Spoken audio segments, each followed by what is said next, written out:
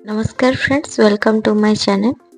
तो साधारणतः आम घरे रखिथिबा कदलीटी बहुत दिन रहिला परे ता एमती कला हो जाई थाए, जहाको कि आम खाइबा को मध्य पसंद कर न थाउ, ताको फोपाड़ी दे थाउ। तो आसंतु आज दुटी कदली को यूज करके आमे गोटे टेस्टी रेसिपी बनाया, जोटा कि आपण के भाभी नथिबे केते सुंदर भाव रे रेसिपीटी बनि जबो।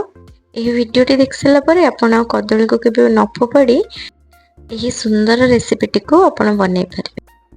गोटे कदलीटी को छोट छोट खंड कर नहीं आपन चाहिए एटा काटिकी पीस कर नहीं पारे। जेहेतु यहाँ आम मिक्स हम तो आप जमी चाहिए ये कदलीटी को नहीं जाए। आठ 2 टेबल स्पून देती मिल्क पाउडर।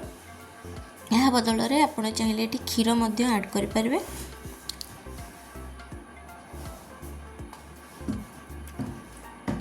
मुझे 1 कप नहीं सुजी, जोटा कि सरू दाना वाला सुजी। आ जब मोटा दाना वाला सुजी आपन पाखे अच्छी आपके ग्राइंड कर सरू दाना वाली कर नहीं पारे। तो मुझे 1 कप सुजी को 1 कप पानी देती। आठी 1/4 कप मुझे देती तेल।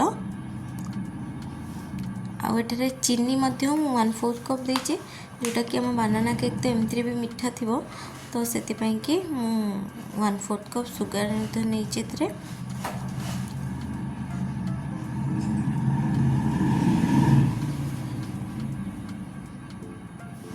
तबे आम मिक्सटा को भल भाव गोटे ग्राइंड कर बड़ा से गोटे प्यूरी बनई दबा।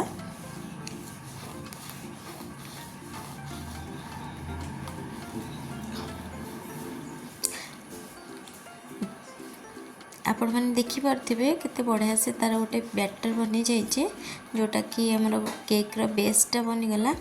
बहुत ही इजी और सिंपल तरीका रे आपण एटा बनै पारे। देखिपे केते भल से तार कंसिस्टेंसीटा अच्छी। यही भली भाव में आपण रखिए, बेसी पानिया मध्य करेनि।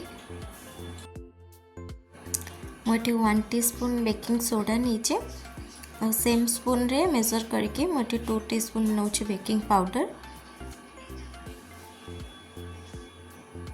तार टेस्ट को टी बालांस करने 1 to 2 पिंच हिसाब से टिके लुण बास देवे। भल भाव में मिक्स करे।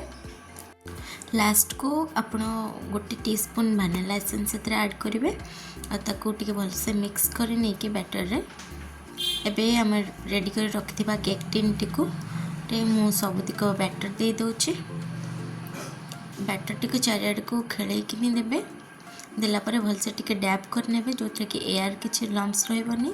आठी कोटेड कर रखि टूटी फ्रूटी को डेकोरेटिंग ऐड करनी।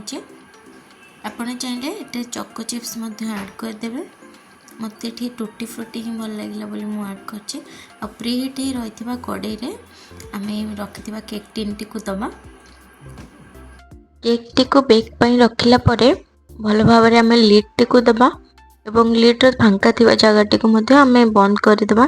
जेकोसी कागज बाग से बहुत शीघ्र आपण केक टी बनी थाए। तो केक टी 45 मिनिट्स हो गलानी। आसतु टिके चेक कर नबा। तो जमती कि आपण एठी टूथपिक रे चेक करि परिबे। मोटी छुरी रे मध्य चेक कर दउची। आपण प्रथमे साइड टा देखिबे और मझीटा केक रे सब बेले चेक करथिबे। जमती कि आपण देख पाथे छुरीटा पूरा क्लीन अच्छी। तो हमर केक टी ऑलरेडी बेकिंग हो जाइए। तो बेकिंग हैला परे हमें संगे संगे ताको डिमोल्ड करियानी, ठंडा हवा पई टी छाड़ीबा। जबले कि केक रो साइड गुडा को आपण देखि पारथिबे छाड़ी ही जाइछि।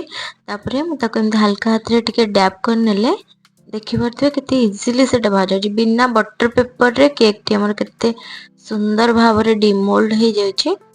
तो मु आपन को यह काटी के मध्य देखै दउछि। देखंतु बिना किछि झंझट रे आपण केवल गोटे मिक्स रे आपण एटा को बनै परिबे। एते सुंदरिया केक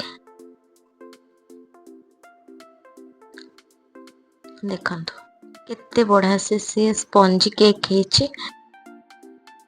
आपण माने मध्य घरे एई भली टेस्टी केक बनांतु इजी टिप्स और ट्रिक्स सहित। अधिक नुआ वीडियो पई चैनल को सब्सक्राइब करंतु। Thank you.